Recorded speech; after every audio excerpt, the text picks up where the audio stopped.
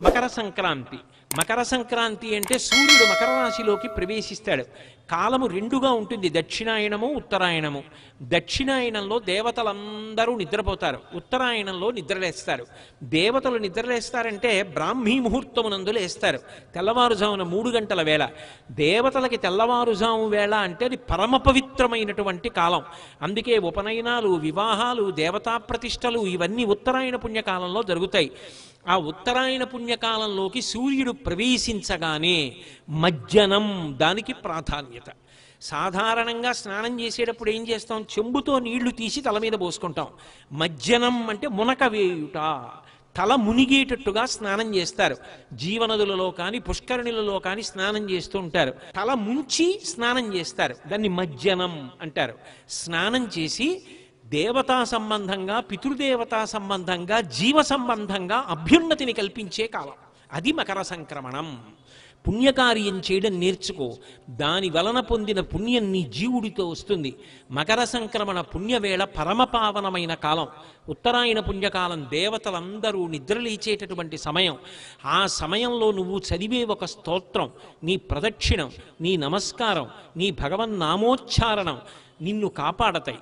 జీవుడికి, అలాగే పితృదేవతలకి, దేవతలకి, ముగ్గురికి కూడా అత్యంత ప్రధానమైనటువంటి కాలము ఉత్తరాయణ పుణ్యకాలము. అందుకని మకర సంక్రమణము అది పుణ్యాన్ని మూట కట్టుకునే కాలం. అందుకే ఏం చేస్తారంటే భగవంతుణ్ణి సేవించడానికి తేలిక మార్గం ఏమి అని అడిగారు.